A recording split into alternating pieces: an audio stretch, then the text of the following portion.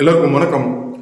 பிழைப்பு தேடி நார்த் இந்தியாவிலிருந்து வட இந்தியாவிலிருந்து நம்மளுடைய தென்னிந்திய மாநிலமான சென்னைக்கு பிழைப்பு தேடி வந்த ஒரு 32 வயது மதிக்கத்தக்க ஒரு இளைஞனை வந்து நம்ம தமிழ்நாட்டை சேர்ந்த ஒரு 4 பசங்க, சின்ன பசங்க, இன்னும் குறிப்பாக சொல்ல போனால் வெட்டி சரமாரியாக தாக்கியிருக்காங்க. இந்த சம்பவம் வந்து ஒரு நியூஸாக நம்ம எல்லாருமே பார்த்துருந்துருப்போம். அதை பற்றி முழு தொகுப்பு தான் இன்றைக்கி இந்த வீடியோவில் சுருக்கமாக நம்ம பார்க்க போகிறோம். வாங்க வீடியோக்குள்ள போகலாம். நம்ம சேனலுக்கு புதுசு அப்படின்னா நம்ம சேனலை சப்ஸ்கிரைப் பண்ணிக்கோங்க. சூரஜ் அப்படின்னு கிட்டத்தட்ட ஒரு 32 வயது மதிக்கத்தக்க ஒரு இளைஞர் வந்து கடந்த டிசம்பர் மாதம் 28ஆம் தேதி சென்னையில் இருந்த திருத்தணி போகிற ஒரு லோக்கல் ட்ரெயினில் பயணம் செய்கிறார். இவர் எப்படி போகிறார் அப்படின்னு பார்த்தீங்கன்னா தனியாக போகிறாரு. நம்ம சென்னையில் ஒரு கூலி தொழில் பார்க்குற ஒரு தொழிலாளி அவர். இதே ட்ரெயினில் பயணம் செய்கிற ஒரு 17 வயது மதிக்கத்தக்க சின்ன பசங்க. அவங்க என்ன பண்ணுறாங்க அப்படின்னு பார்த்தீங்கன்னா அவங்க கையில் வந்து கத்தி, அருவாள் மாதிரியான ஆயுதங்கள் இருக்குது. இந்த ஆயுதங்களை வச்சு இன்ஸ்டாகிராமுக்கு ரீல்ஸ் எடுக்கணும் அப்படின்னு சொல்லி ரீல்ஸ் வீடியோ ஷூட் பண்ணுறாங்க. ஆரம்ப கட்டத்தில் அந்த ரீல்ஸ் வீடியோ எப்படி ஷூட் பண்ணுறாங்க அப்படின்னு கேட்டிங்கன்னா அவங்களாவே கத்தியார்வாலாம் வச்சுக்கிட்டு டைலாக்லாம் பேசி பண்ணுறாங்க. இந்த வீடியோ கூட நீங்கள் பார்க்கலாம். ஸோ இப்படி ரீல்ஸ் எடுத்துருக்கிற பட்சத்தில் இந்த 4 பசங்களும் சூரஜை வந்து பார்க்குறாங்க. சூரஜ் என்னன்னா அந்த ட்ரெயின் கம்பார்ட்மெண்ட்டில் ஓரமாக தனியாக கீழே உட்காந்துருக்காரு. நான் சொன்ன மாதிரி ஒரு நார்த் இந்தியன் அவர். இவரை பார்த்தோன்னே அந்த 4 பசங்க என்ன பண்ணுறாங்கன்னா தன் கூட சேர்ந்து ரீல்ஸ் எடுக்க கூப்பிட்றாங்க. அந்த ரீல்ஸ் எடுக்க எப்படி கூப்பிட்றாங்க அப்படின்னு கேட்டிங்கன்னா இந்த பசங்க வந்து அந்த சூரஜை வந்து தாக்குற மாதிரியும் அந்த தாக்குதலை வந்து ஒரு வீடியோவா, அதாவது ரீல்ஸ் வீடியோவை கன்வெர்ட் பண்ணணும் அப்படிங்கிற மாதிரியும் சொல்கிறாங்க. சூரஜுக்கு ஆரம்பத்தில் ஒன்றுமே புரியல. அந்த பசங்க ஏன் நம்மக்கிட்ட வந்து இது மாதிரிலாம் பேசுகிறாங்க, ஏன் கத்திரவளை நம்மக்கிட்ட காட்டுறாங்கன்னு எதுவுமே தெரியாமல் முடிக்கிறார். இந்த நேரத்தில் என்ன பண்ணுறாங்க அப்படின்னு கேட்டிங்கன்னா அந்த 3 பசங்க சேர்ந்துக்கிட்ட அதில் ஒரு பையன் வந்து வீடியோ எடுக்கிறான். மீதி 3 பசங்க என்ன பண்ணுறாங்கன்னா கத்தி அருவாளை வந்து சூரஜ் கிட்ட காட்டி வீடியோ எடுக்கிறாங்க. இதில் பயந்து போன சூரஜ் என்ன பண்ணுறாங்கன்னா தடுக்க முயற்சிப்படுறாங்க. ஜென்ரலாக இருக்கிற ஒரு விஷயம் தான். யாராவது நம்மளை தாக்க வந்தாங்க அப்படின்னா நம்ம தடுக்க முற்படுவோமோ அதே மாதிரி தான் சூரஜும் தடுக்க முற்படுறாரு. இது அட்வான்டேஜாக எடுத்துக்கிட்டால் பையன் ஒருத்தன் என்ன பண்ணுறான் அப்படின்னு கேட்டிங்கன்னா தொடர்ந்து வந்து நீங்கள் வீடியோவில் பார்க்கலாம், தொடர்ந்து வந்து கத்தியை வந்து சூரஜ் மேலே வந்து காட்டுறான். அதாவது எப்படின்னா சூரஜ் வந்து தாக்குற மாதிரி சாம்பிளுக்கு வீடியோ எடுக்கிறாங்க. ஸோ இது வந்து வீடியோ பதிவாகுது. இந்த தருணத்தில் என்ன ஆகுது அப்படின்னு கேட்டிங்கன்னா சூரஜ் உண்மையிலே உயிருக்கு பயப்படுறாரு. அந்த பசங்க ஏன் அந்த மாதிரி பண்ணுறாங்க, எதுக்கு பண்ணுறாங்கன்னு சூரஜுக்கு ஒன்றுமே புரியல. ஒரு கட்டத்தில் சூரஜ் வந்து தடுக்க முயற்படுறாரு. அதாவது தன் மேலே கத்தி பற்றக்கூடாது. இல்லை இந்த பசங்களுக்கு வந்து கோவம் வந்துடும். என்ன சொல்கிறாங்க அப்படின்னு கேட்டிங்கன்னா நான் ரீல்ஸ் எடுக்கிறோம், நீ இந்த மாதிரி தடுக்கிற, அப்படிலாம் பண்ணக்கூடாது, நான் ரீல்ஸ் எடுக்கிற வரைக்கும் நீ அமைதியாக தான் இருக்கணும் அப்படிங்கிற மாதிரி சொல்கிறாங்க. இந்த சூழ்நிலையில் நம்ம இருந்தால் நம்ம எப்படி இருப்போம்னு கொஞ்சம் யோசிச்சு பாருங்க.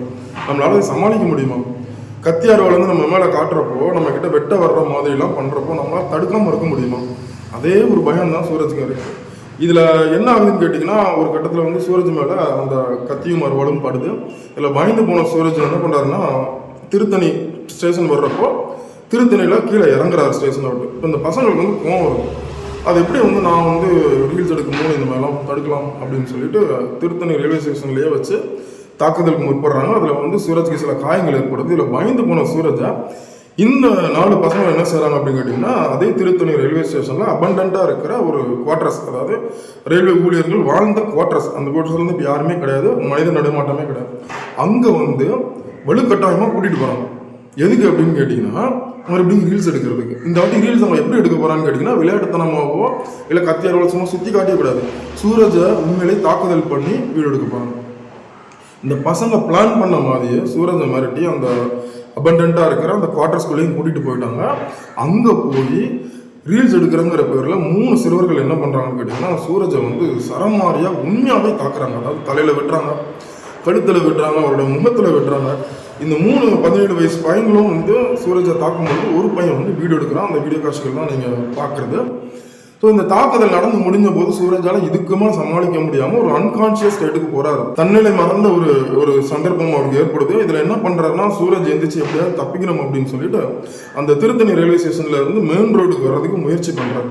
அப்பவும் அந்த பசங்க விடாமல் அவரை வந்து தாக்குறாங்க, அதாவது வெட்டுறாங்க, குத்துறாங்க. அந்த மாதிரி சூரஜ் வந்து ரத்த காயத்தோட அந்த ரயில்வே ஸ்டேஷன் வந்து வெளியே வரும்போது பொதுமக்கள் சில பேர் பார்த்து இந்த சம்பவத்தை தடுத்து நிறுத்தி என்ன பண்ணுறாங்கன்னா சூரஜை இமீடியட்டாக பக்கத்தில் இருக்கிற ஒரு மருத்துவமனைக்கு அழைச்சிட்டு போகிறாங்க. பட் அங்கே வந்து தீவிர சிகிச்சை பிரிவு இல்லாத காரணத்தினால திருத்தணி பக்கத்தில் இருக்கிற ஒரு ஊரில் இருக்கிற ஒரு தீவிர சிகிச்சை பிரிவு இருக்கிற ஒரு அரசு மருத்துவமனையில் வந்து அவரை சேர்த்துருக்காங்க. இப்போதைக்கு என்ன அப்படின்னு பார்த்தீங்கன்னா சூரஜ் வந்து உயிருக்கு போராடிட்டு இருக்கார். பிழைப்பாரா என்னன்னு தெரியல. ஸோ இதுக்கப்புறம் என்ன நடந்திருக்குன்னா இந்த 4 பசங்களும் எதுவுமே நடக்காத மாதிரி அவங்க பாட்டு என்ன பண்ணிட்டாங்கன்னா மெயின் ரோடை கிராஸ் பண்ணி ஒரு ஏரியாவில் போய் மறுபடியும் வந்து போதை இது பண்ணுறாங்க, அதாவது மதுபானம் மறந்துடுறாங்க. இதை பார்த்த பொதுமக்களுக்கு வந்து பயம். ஏன்னா அவங்க கத்தி அறுவல் வந்து ரத்த கரையாக இருக்கு. ஒரு பப்ளிக்காக ஒரு இடத்துல போய் மறுபடியும் ட்ரிங்க்ஸ் அடிக்கிறாங்க, மதுபானம் எடுத்துக்கிறாங்க. இதுக்கு முன்னாடியும் பார்த்தீங்கன்னா மதுபானம் எடுத்துருந்துருக்காங்க, ஆல்கஹால் ஃபுல்லாக உடம்புல ஏறி இருக்கு, கஞ்சாவை முடிச்சிருந்துருக்காங்க அப்படிங்கிறது இப்போ ரிப்போர்ட்டில் நம்மளுக்கு தெரிய வந்திருக்கு. ஸோ இதை பார்த்து போலீஸ்க்கு இன்ஃபர்மேஷன் கொடுக்க போலீஸ் உடனடியாக 4 பேருமே அரெஸ்ட் பண்ணிட்டாங்க.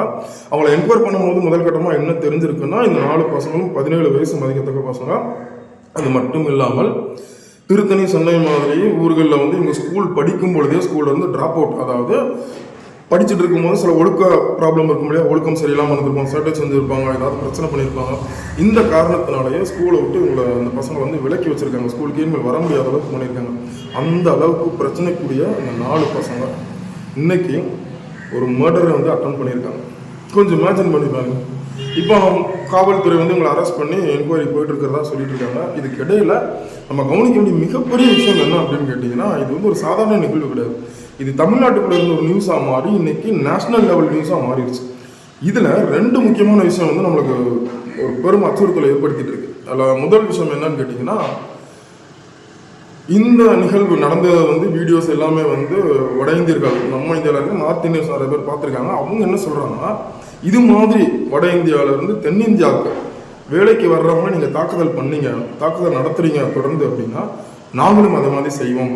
அதாவது தமிழ்நாடு, ஆந்திரா, கேரளா, கர்நாடகா மாதிரி நம்மளுடைய சவுத் இந்தியாவிலேருந்து இங்கே வேலைக்கு வர்றவங்க, நார்த் இந்தியாவுக்கு வர்றவங்க நாங்கள் தாக்குவோம், இதே மாதிரி சம்பவம் நாங்கள் திரும்ப செய்ய போகிறோம் அப்படிங்கிற மாதிரி ஒரு மிரட்டல் வர்றாங்க.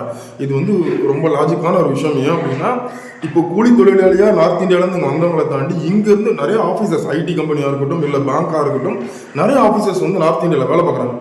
அங்கே நம்ம மக்களை வந்து தாக்குதல் நடத்தினா இப்படி இருக்கும்.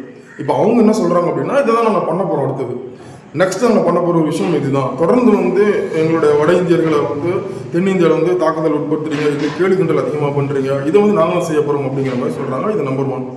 நம்பர் 2 என்ன அப்படின்னு கேட்டிங்கன்னா, தனியாக ஒரு ஆண் வந்து ஒரு ட்ரெயினில் பயணிச்சுட்டு இருக்கிற பொழுது இந்த மாதிரி பசங்க இந்த மாதிரி தாக்குதல் நடத்திருக்காங்கன்னா, நாளைக்கு எனக்கோ உங்களுக்கோ இல்லை நம்மளை மாதிரி இருக்கிற பொதுமக்களுக்கோ இது மாதிரி நடக்காது அப்படின்னு என்ன நிச்சயம்.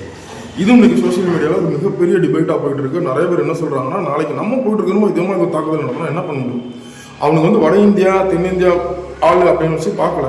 அதே மாதிரி நாளைக்கு நானும் நீங்களோ போயிட்டு இருக்கும்போது இதே மாதிரி இளைஞர்கள் வந்து தாக்குதல் நடத்தினா என்ன பண்ணுறது? தமிழ்நாடு வந்து வாழ்றதற்கு ஏற்ற ஒரு அமைதியான ஊர், அமைதியான ஒரு ஸ்டேட் அப்படின்னு நம்ம வந்து சொல்லிட்டு இருக்கிற பட்சத்தில், இந்த மாதிரி சம்பவம் நடக்கிற பட்சத்தில் மற்ற மாநிலங்களுக்கு நம்மளை பற்றின அபிப்பிராயம் எப்படி இருக்கும் அப்படிங்கிற மாதிரி ஒரு கேள்வியும் எழுது. இதில் வந்து என்ன சொல்கிறாங்க அப்படின்னா, இதை மாதிரி இளைஞர்கள் இவர்கள் மட்டும் இல்லை, இதை மாதிரி நிறைய பேர் வந்து நிறைய ஊர்களில் கஞ்சா பயன்படுத்துறது, வேறு விதமான போதைப் பொருட்கள் பயன்படுத்துறது, மது அடிமையாகி மது அருந்தி விட்டு பொதுமக்களை டிஸ்டர்ப் பண்ணுறதுன்னா தொடர்ந்து நடந்துக்கிட்டே இருக்குது. இதுக்கு வந்து எப்போ வந்து ஒரு முடிவு கிடைக்கும் அப்படிங்கிற மாதிரி ஒரு மிகப்பெரிய கேள்வியும் எழுது. சூரஜ் மாதிரி நம்மளுடைய தமிழகத்தை நோக்கி எத்தனையோ பேர் வந்து வராங்கன்னா எதற்காக அப்படின்னு கேட்டிங்கன்னா, வட மாநிலங்கள்லேருந்து சரியான வேலை வாய்ப்புகள் இல்லை, அதே தமிழ்நாட்டுக்கு போனால் நம்ம பிழைச்சிக்கலாம், ஏதோ கொஞ்சம் காசு கிடைக்கும் அப்படின்னு சொல்லி நம்மளை நம்பி நார்த் இந்தியாவிலேருந்து இங்கே கூலி வேலைக்கு அதிக அளவில் மக்கள் வராங்க. இதெல்லாம் எதுக்காக அப்படின்னு கேட்டிங்கன்னா, கொஞ்சோண்டு காசு கிடைக்கும். என்னுடைய மனைவி குழந்தைகள் ஊரில் இருக்காங்க, என்னுடைய அம்மா அப்பா ஊரில் இருக்காங்க, இவங்க எப்படியாவது நான் வந்து தமிழ்நாட்டில் போய் கொஞ்சம் சம்பாதிச்சு நான் அவங்கள வந்து காப்பாற்றிட மாட்டேனா அப்படிங்கிற ஒரு நம்பிக்கையில் அங்கேருந்து இங்கே வராங்க. ஆனால் நம்ம இங்கே என்ன பண்ணுறோம் அப்படின்னு கேட்டிங்கன்னா, அவங்கள ஒரு அடிமை மாதிரி பார்த்துருக்கோம். இது மாதிரி சம்பவங்கள் நடக்கிறது வந்து முதல் தடவை கிடையாது. ஏற்கனவே நிறைய சம்பவங்கள் நம்ம தொடர்ந்து பார்த்துட்டே இருக்கோம். ஸோ இது மாதிரி சம்பவங்களை பற்றி நீங்கள் என்ன நினைக்கிறீங்க அப்படிங்கிறத கமெண்ட்டில் சொல்லுங்கள். மறுபடியும் இன்னொரு நன்றி, வணக்கம்.